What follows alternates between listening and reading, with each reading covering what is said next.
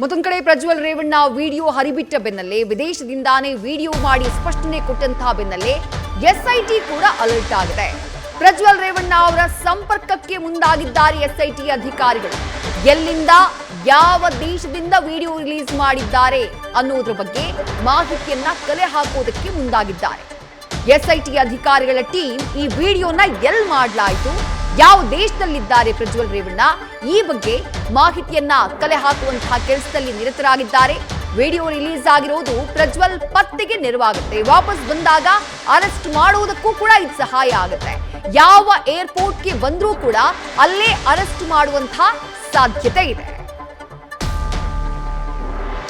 ಮತ್ತಷ್ಟು ಡೀಟೇಲ್ಸ್ ನಮ್ಮ ಪ್ರತಿನಿಧಿ ಸಂದೇಶ್ ನೀಡ್ತಾ ಹೋಗ್ತಾರೆ. ಸಂದೇಶ್, ಪ್ರಜ್ವಲ್ ರೇವಣ್ಣ ಮೇ 31ನೇ ತಾರೀಕು ನಾನು ಆಗಮಿಸ್ತೀನಿ ಅಂತ ಹೇಳಿದ್ದಾರೆ. ಅವ್ರು ಹೇಳ್ತಾ ಇದ್ದ ಹಾಗೆ ಎಸ್ಐಟಿ ಅಧಿಕಾರಿಗಳು ಕೂಡ ಅಲರ್ಟ್ ಆಗಿದ್ದಾರೆ.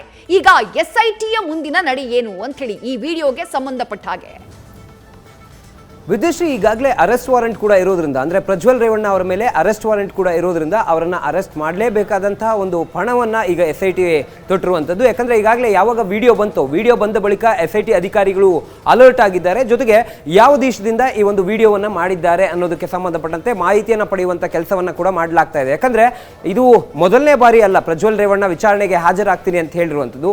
ಈ ಹಿಂದೆ ಕೂಡ ಮೇ 1ನೇ ತಾರೀಕು 7 ದಿನಗಳ ಕಾಲಾವಕಾಶ ಕೊಡಿ, ಕಾಲಾವಕಾಶದ ನಂತರ ಅಂದರೆ 7 ದಿನಗಳ ಒಳಗೆ ನಾನು ವಿಚಾರಣೆಗೆ ಹಾಜರಾಗ್ತೀನಿ ಅಂತ ಹೇಳಿದ್ರು. ಆದರೆ ಅದಾದ ನಂತರ ವಿಚಾರಣೆಗೆ ಅವರು ಹಾಜರಾಗಿರಲಿಲ್ಲ. ಈಗ ಸದ್ಯ ಮತ್ತೊಂದು ವಿಡಿಯೋವನ್ನು ಮಾಡಿದ್ದಾರೆ. ವಿಡಿಯೋದಲ್ಲಿ ಅವರು ಒಂದು ಸ್ಟೇಟ್ಮೆಂಟ್ ಅನ್ನು ಕೊಟ್ಟಿದ್ದಾರೆ. ನಾನು ಮೇ 31ನೇ ತಾರೀಕು ವಿಚಾರಣೆಗೆ ಎಸ್ಐಟಿ ಮುಂದೆ ಹಾಜರಾಗ್ತೀನಿ ಅಂತ.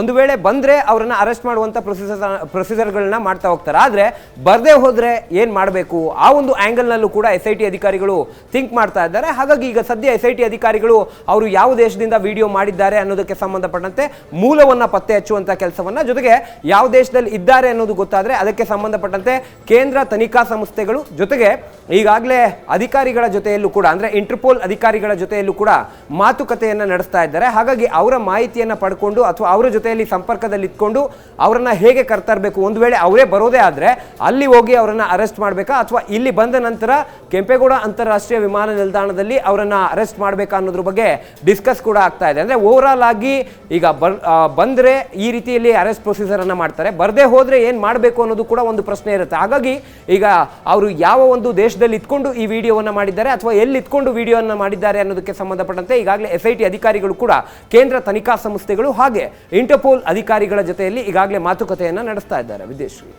ಥ್ಯಾಂಕ್ ಯು ಸಂದೇಶ್ ತಮಿಳ ಡೀಟೇಲ್ಸ್ಗೆ. ನ್ಯೂಸ್ ಫಸ್ಟ್ ನಿರ್ಭೀತಿಯಿಂದ ನಿಮ್ಮ ಪರವಾಗಿ.